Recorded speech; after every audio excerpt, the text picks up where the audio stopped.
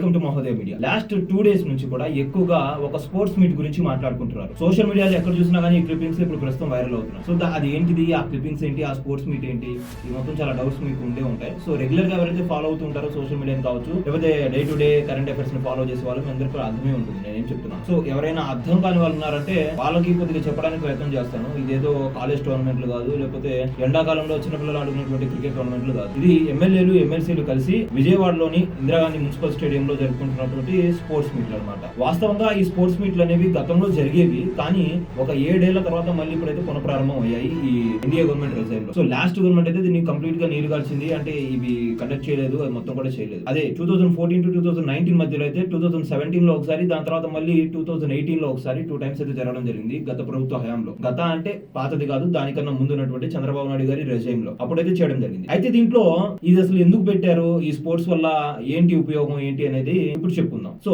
ఈ sports atmosphere లో మనం చూస్తుంటే కనుక ప్రధానంగా అసలు పిల్లలకు మనం ఎందుకు రికమెండ్ చేస్తాం స్పోర్ట్స్ కావచ్చు, మొత్తం కూడా టీమ్ వర్క్ కోఆర్డినేషన్ కోసము, లేకపోతే వాళ్ళ ఇద్దరి మధ్య మ్యూచువల్ అండర్స్టాండింగ్ కోసం, కమ్యూనికేషన్ కోసం ఇదైతే బాగా యూస్ఫుల్ అవుతుంది స్పోర్ట్స్ అనేది అని చెప్పేసి అనుకుంటారు. And at the same time schools లో వీటిని ప్రమోట్ చేయడానికి కూడా కారణం అదే. దీనివల్ల మెంటల్ ఇల్నెస్ మొత్తం కూడా పోతుంది, ఫిజికల్ గా స్ట్రెంత్ అవుతారో అది మొత్తం కూడా చూసి పెడతా ఉంటారు. అలానే ఇక్కడ ఎమ్మెల్యేలు ఎమ్మెల్సీలు అంటే వాళ్ళు కూడా మానవ అతిథుల శక్తులు ఏం కాదు కదా, వాళ్ళు కూడా మనలాంటి హ్యూమన్సే కదా. సో అటువంటి వాళ్ళు కూడా ప్రెజర్స్ ఉంటాయి, లేకపోతే కొన్ని ఇల్నెస్ ఉంటాయి, మొత్తం కూడా పోవాలన్నా అట్ ద సేమ్ టైం ఇప్పుడు కొత్తగా చాలా మంది ఎన్నికయ్యారు, వాళ్ళందరినీ కూడా ఒక మ్యూచువల్ అండర్స్టాండింగ్ తీసుకురావాలి. రేపు సభ జరిగేటప్పుడు వాళ్ళు మాట్లాడాలని చెప్పి వీళ్ళు మాట్లాడాలని చెప్పి ఏదో మాట్లాడుకోకుండా అందరూ ఒక టీమ్ కోఆర్డినేషన్ తో వెళ్ళాలని చెప్పి ఈ మందిని తీసుకురావడం జరిగింది. ఇందులో భాగంగా నాట్ ఓన్లీ ఎన్డీఏ గవర్నమెంట్ సంబంధించినటువంటి ఎమ్మెల్యే కావచ్చు, ఎమ్మెల్సీ కావచ్చు, వీళ్ళు మాత్రమే పార్టిసిపేట్ చేయలేదు. వైసీపీ వాళ్ళు కూడా కొంతమంది శాసన సభ్యులకు సంబంధించినటువంటి ఫోటో సెషన్స్ లో వాళ్ళు కూడా పార్టిసిపేట్ చేయడం జరిగింది. అయితే ఇది కండక్ట్ చేయడం ఎంతవరకు కరెక్ట్, అసలు దీంట్లో కండక్ట్ చేయడం వల్ల ఇదేనికి యూజ్, ఇలానే చాలా చాలా ప్రశ్నలు కూడా ఉత్పన్నం అవుతున్నాయి. అటు ప్రతిపక్ష హోదా లేనటువంటి ప్రతిపక్ష పార్టీగా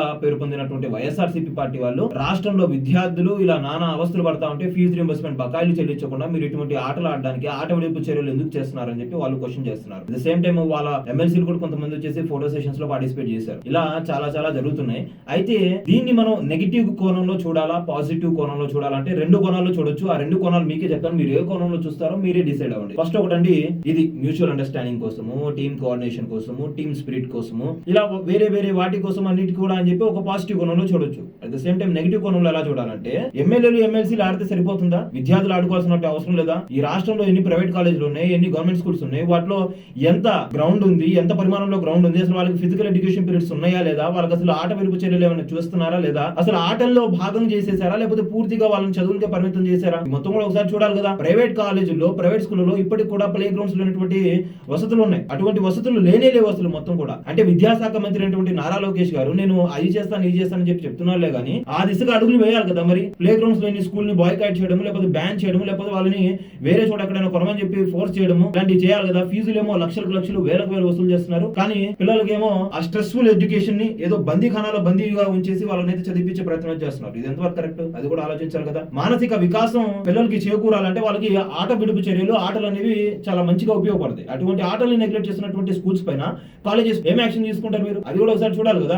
ఓన్లీ మీరు వచ్చి ఆడితే మీరు ప్రమోట్ చేస్తే సరిపోతుందా? మీ నియోజకవర్గాల్లో ఒకసారి వెళ్ళి చూడండి, మీ నియోజకవర్గాల్లో ఎక్కడెక్కడ గ్రౌండ్స్ ఉన్నాయి. ఆదివారం వస్తే పిల్లలు బ్యాట్లు పట్టుకుని ఎక్కడ ఆడుకుంటున్నారు, రోడ్ల మీద ఆడుకుంటున్నారు, లేకపోతే అపార్ట్మెంట్ సముదాయాల్లో ఆడుకుంటున్నారు. ఒకప్పుడు గ్రౌండ్స్ ఎక్కడ పడితే అక్కడ విచ్చలవిడిగా ఉండేవి, ఇప్పుడు గ్రౌండ్స్ కూడా లేవు. కొత్తగా ఒకటైతే ప్రపోజ్ చేశారు, టర్ఫ్ క్రికెట్లు అంట. అంటే గంటకి 800, 1000 రూపాయలు, 1200 ఇలా కట్టి ఆడుకుంటున్నారు. అంటే ఒకప్పుడు ప్లే గ్రౌండ్స్ లో స్వచ్ఛమైన గాలికి, నేచర్ మధ్యలో ఆడుకున్నటువంటి వాళ్ళని వాళ్ళ కార్పెట్లలో, నెట్లలో కూర్చోబెట్టి ఆడేస్తున్నారు. ఎంతటి దీనస్థాయి దిగారమో ఒకసారి చూడాలి కదా. ఎమ్మెల్యేలు కావచ్చు, ఎంపీలు కావచ్చు, ఎమ్మెల్సీలు కావచ్చు, అందరూ కూడా ఒకసారి నియోజకవర్గాన్ని పూర్తి స్థాయిగా మీరు జల్లెడ బట్టి చూస్తే మీకు అర్థమవుతుంది యూత్ మొత్తం అసలు ఎలా చేస్తున్నారు ఏంటి అనేది. మొబైల్ ఫోన్ పట్టుకొని కూర్చుంటున్నారు, అది కూడా చూసుకోవాలి కదా. కేతిరెడ్డి గారిది ఒక వీడియో కూడా వైరల్ అయింది గత ప్రభుత్వ హయాంలో. ఎందుకు లావుగా ఉన్నావు, గేమ్స్ ఆడవా అని చెప్పంటే, ఆడతాను, ఫోన్ లో ఆడతాను, అమ్మ గేమ్స్ ఇవ్వట్లేదు, అమ్మ ఫోన్ ఇవ్వట్లేదు, గేమ్స్ ఆడట్లేదు అని చెప్పి ఏదో మీమ్ ఉంది. అలాంటి పరిస్థితి తీశారు. ఒకప్పుడు ఎప్పుడు ఛాన్స్ దొరికితే అప్పుడు పోదాం, ఇప్పుడు స్కూల్ ఎగ్గొడదాం అని చెప్పి చూసే వాళ్ళు ఇప్పుడు స్కూల్ పోయినా గానీ గేమ్స్ లేవు, ఇంటికి వచ్చినా గేమ్స్ లేవు, వీడియో గేమ్స్ అంట. ఏంటండి ఇది, అది కూడా చూడాలి కదా. మీరు ఆడారు ఓకే, మీరు ఒక మెసేజ్ ఇచ్చారు, ఎమ్మెల్యేలు ఎమ్మెల్సీలు మేమే ఆడాము, మీరు కూడా ఆడాలి, దీనివల్ల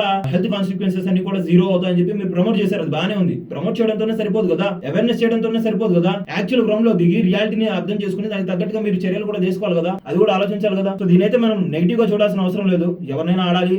గతంలో కూడా జరిగినటువంటి సందర్భాలు ఉన్నాయి. కర్ణాటకలో జరిగినాయి, తమిళనాడులో జరిగిన ఇటువంటి గేమ్స్ ని ప్రమోట్ చేశారు. శాసనసభ్యులు కావచ్చు, శాసన మండలి సభ్యులు కావచ్చు ఆడిన సందర్భాలు కూడా లేకపోలేదు. సో అలా చేయడము అవి మొత్తం కూడా ఓకే, దాంట్లో ఎటువంటి అబ్జెక్షన్ లేదు. సేమ్ టైం మీతో పాటు మీకు ఓట్లు వచ్చిన ప్రజలు కూడా ఏం చేస్తున్నారు, వాళ్ళ పిల్లలు ఏం చేస్తున్నారు, వాళ్ళ పిల్లలు ఎలా ఆడుతున్నారు ఏంటి, ఇది కూడా చూడాలి.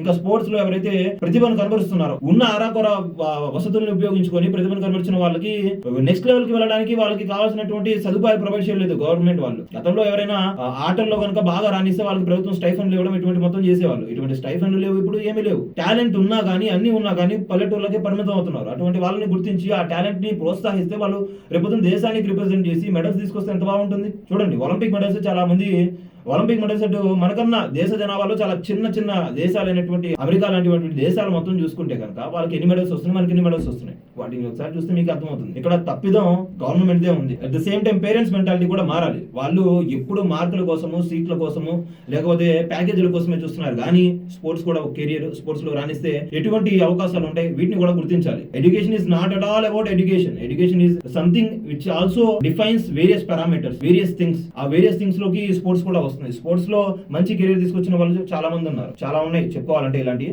సో మీ ముందు పెట్టేసిన 2 వర్షన్స్ ని కూడా ఏ వర్షన్ ని మీరు యాక్సెప్ట్ చేస్తారు, ఏ వర్షన్ ని మీరు రిజెక్ట్ చేస్తారు అనేది మీకే వదిలేస్తున్నాను. మీ అభిప్రాయం ఏంటో కింద కామెంట్ చేయండి. Thank you for watching video till that.